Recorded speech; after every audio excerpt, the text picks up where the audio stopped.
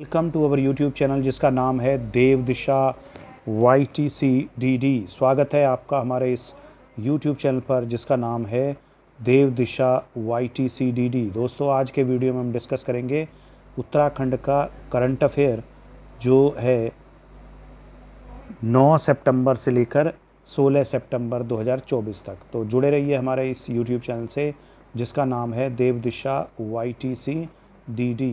तो दोस्तों, जैसा कि आप लोगों को मालूम है, 9 सितंबर उत्तराखंड में मनाया जाता है हिमालय दिवस के रूप में। पिछले वीडियो में जो करंट अफेयर का था उसमें हमने बताया था कि हिमालय दिवस के प्रणेता जो हैं वो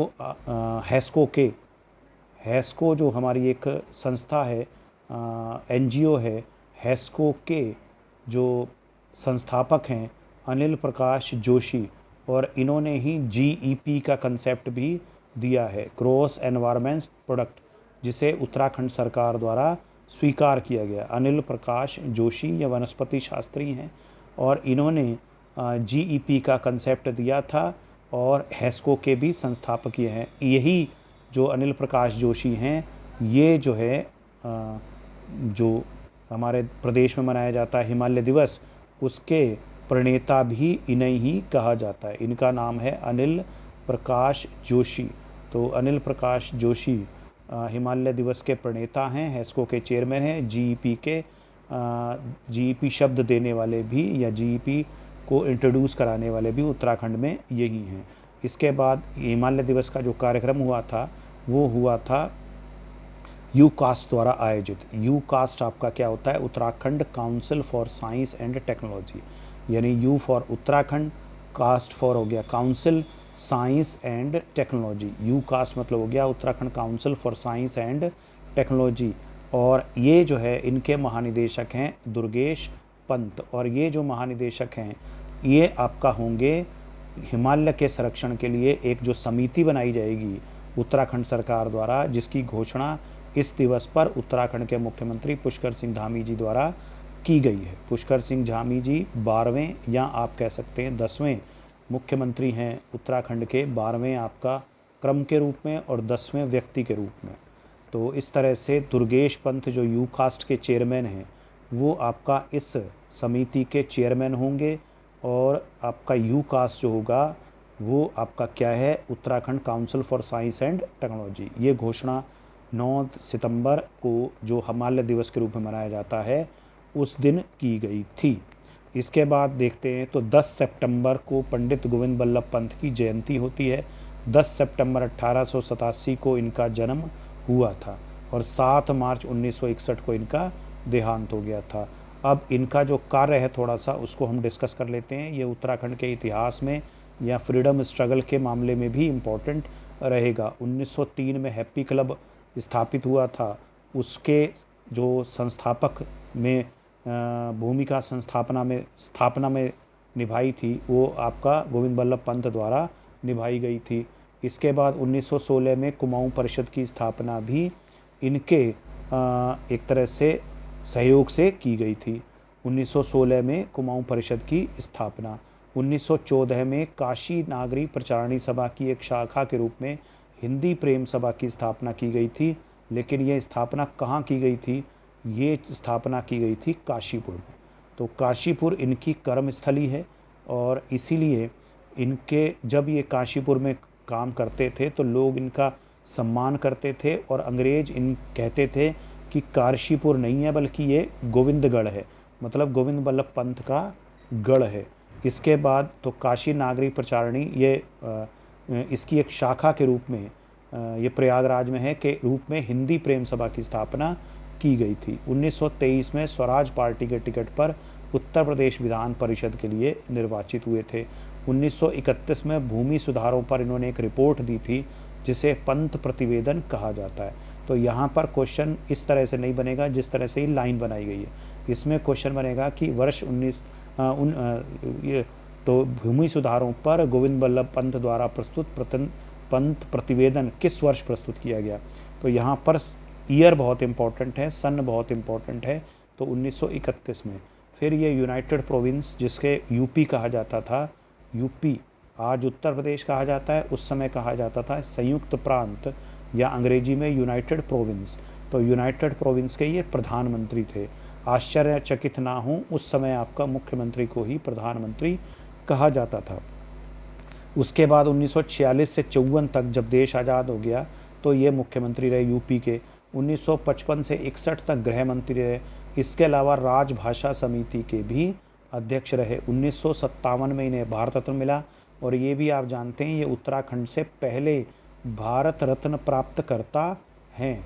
इसके बाद आपका 1965 और 1988 में इनके जाने के बाद ये जो डाक टिकट इन पर जारी किया गया था। और आपका अंग्रेज काशीपुर को कहते थे गोविंदगढ़, क्योंकि यहाँ जनता इनके पीछे समर्थन में थी, और जो आज़ादी की लड़ाई थी उसमें इनके समर्थन में काशीपुर की जनता थी, इसलिए काशीपुर को कहा जाता था कि ये तो पंडित गोविंद बल्लभ पंत का गढ़ है, यानी गोविंदगढ़ है। और इन्हें कांग्रेस में इनको आर्थिक नीतियों के कारण चेस्टरनट भी, कांग्रेस पार्टी का चेस्टरनट भी कहा जाता था।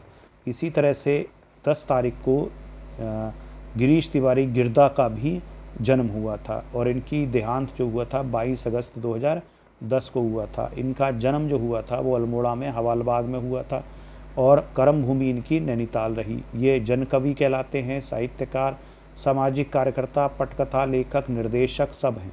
इनकी बहुत सारी बुक्स हैं, नाटक हैं, लेकिन मैंने 2 ही चुनी हैं जो पूछी जाती है, नगाड़े खामोश हैं और धनुष यज्ञ।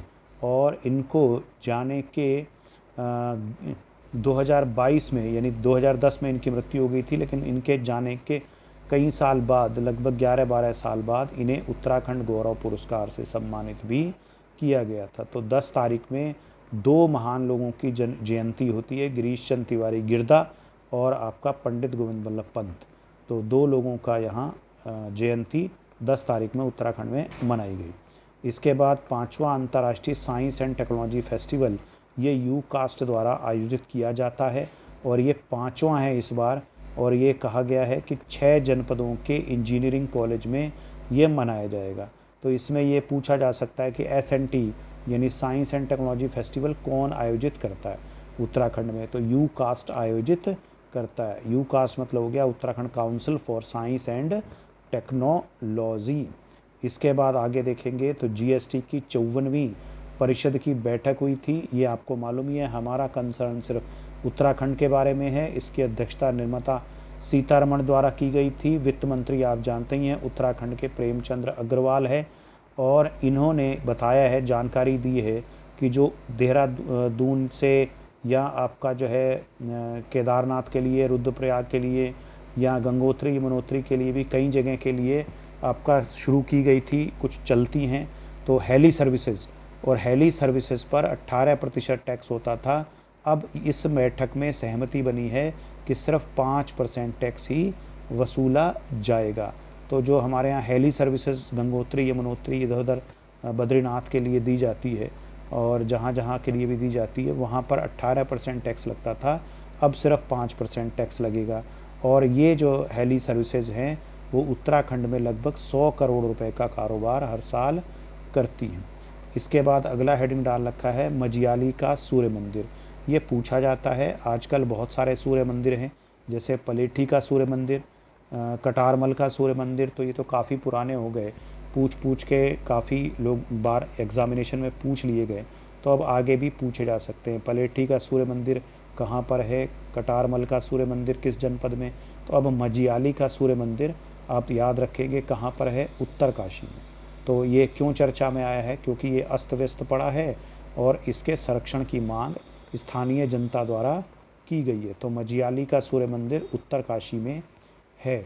अब अगला है पार्टिकुलेट मैटर की बात हो रही है, तो अभी एक रिपोर्ट आई है जिसमें कि पार्टिकुलेट मैटर पर ये पहले इसे देख लें। स्वच्छ वायु कार्यक्रम NCAP national clean air programme, national clean air programme, ये 5 साल का प्रोग्राम है जो 2019 में शुरू किया गया था, और MOEFCC यानी ministry of environment, forestry and climatic change द्वारा शुरू किया गया, यानी सीधी भाषा में कहें तो पर्यावरण मंत्रालय द्वारा शुरू किया गया था। और इसमें ये प्रोग्राम का क्या उद्देश्य है कि 2017 को आधार मानते हुए पीएम, यानी ये पीएम क्या होता है, पार्टिकुलेट मैटर होते हैं, ये आपका छोटे साइज़ के भी होते हैं और बड़े साइज़ के भी।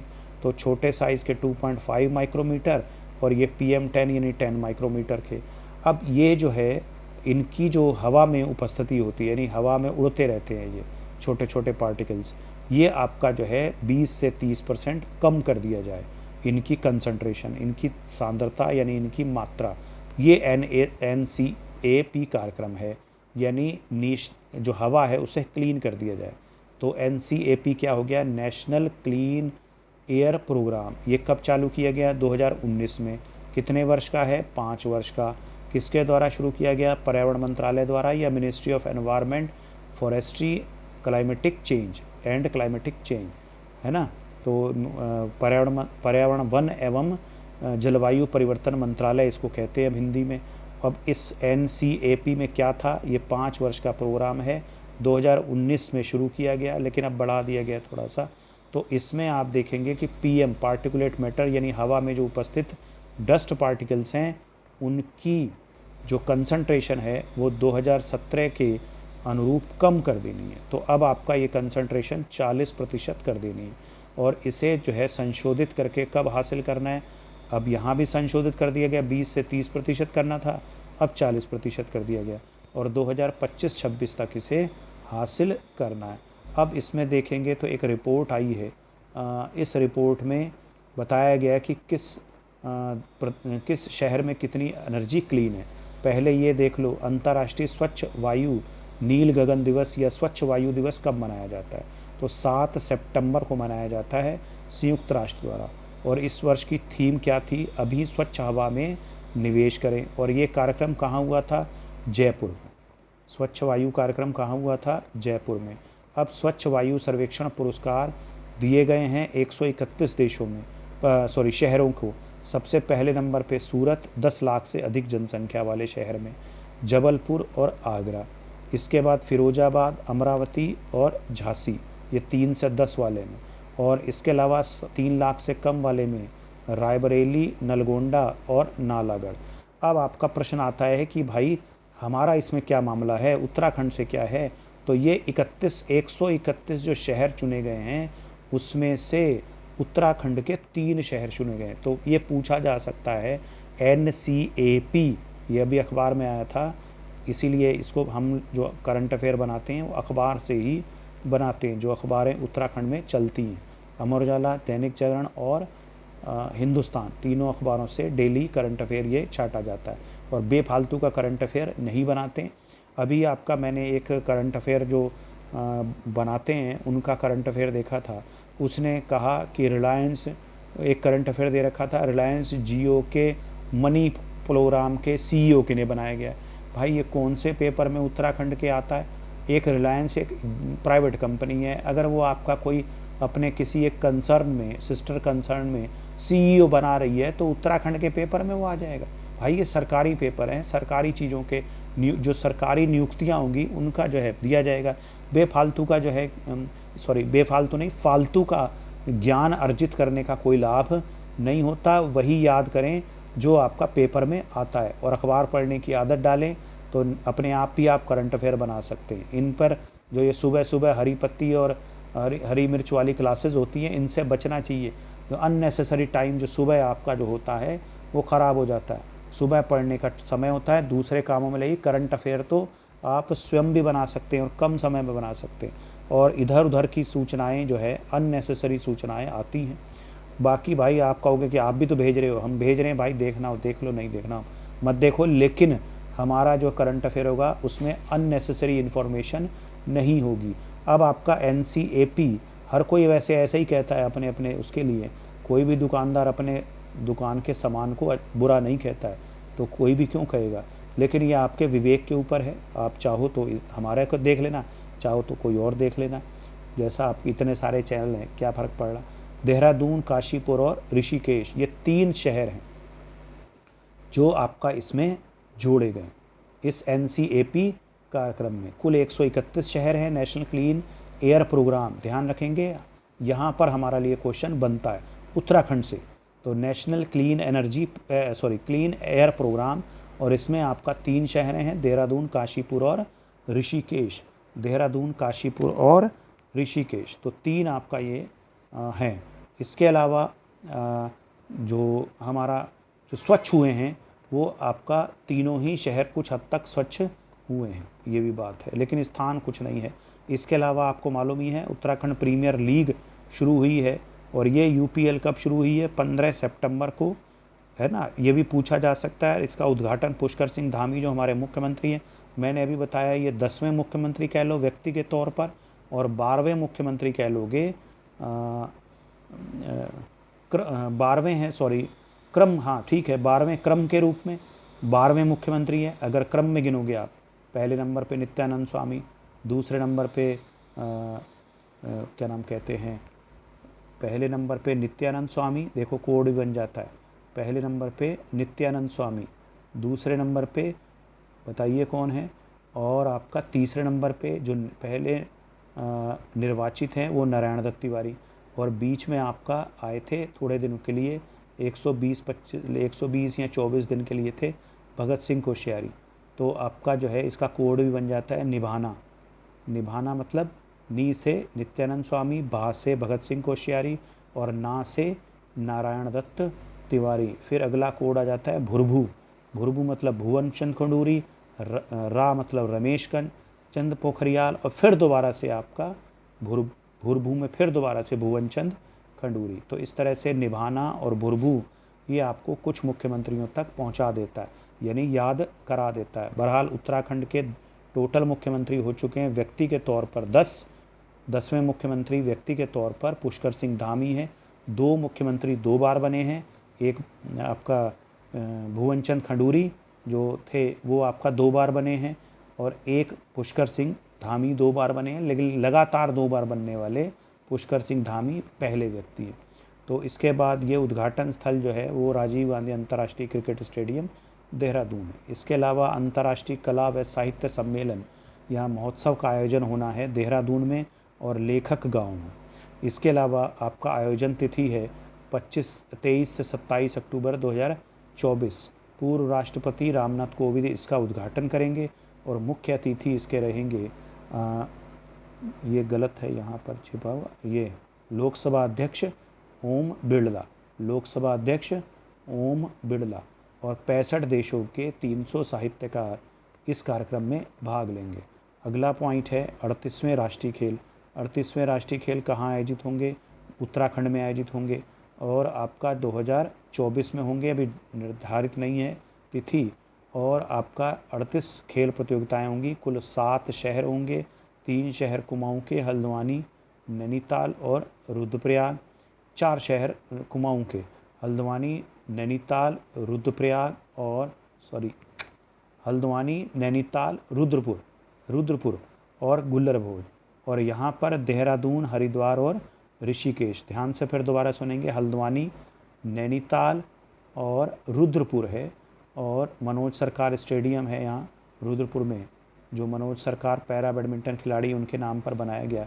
गुल्लरभोज में गुल्लरभोज डाम है, जहाँ पर आपका जल से संबंधित यानी खेल प्रतियोगिताएं कराई जाएंगी। तो 4 शहर कुमाऊं के हैं और 3 शहर गढ़वाल के हैं। दोबारा रिपीट कर रहा हूँ, हल्द्वानी, नैनीताल, रुद्रपुर, गुल्लरभोज, देहरादून, हरिद्वार और ऋषिकेश। तो ये हमारा एक हफ्ते का करंट अफेयर हुआ। उत्तराखंड का करंट अफेयर कुछ ज़्यादा नहीं बनता है, एक बार आप इसको ज़रूर ऐसे देखेंगे पलट पलट के, तो आपको जो है सब कुछ याद हो जाएगा। ये ऐसे कर कर के देखें इसे, तो ज़रूर आपको याद हो जाएगा। फिर दोबारा से इसे डाउन करेंगे। हिमालय दिवस, आपके दिमाग में सारी चीज़ें दौड़ जानी चाहिए। पंडित गोविंद बल्लभ पंत, गिरीश तिवारी गिरदा। आंखें बंद करके रिपीट करिए, एक एक टॉपिक को देख के उसके बाद आंखें बंद कर करके रिपीट करिए इनको, तो ज़रूर आपको जो है सब चीज़ याद हो जाएगा। तो यही रहा है आज का हमारा उत्तराखंड का करंट अफेयर। उत्तराखंड में करंट अफेयर बहुत थोड़ा बनता है, डेली बनने का कोई नहीं होता। और कई बार मैंने मैगज़ीन भी देखी हैं जो आपका बिकती ऊपर से उत्तराखंड का करंट अफेयर और अंदर से नेशनल करंट अफेयर ही रहता है। तो आपका अननेसेसरी इन्फॉर्मेशन ना लें। ठीक है, आगे आपका मर्जी है, जैसा आप चाहें वैसा करें। हमारा तो शौक़ है वीडियो डालने का, हम वीडियो डाल देंगे। देखना हो तो ज़रूर देखिए और जुड़े रहिए हमारे YouTube चैनल के साथ जिसका नाम है देव दिशा YTCDD। धन्यवाद।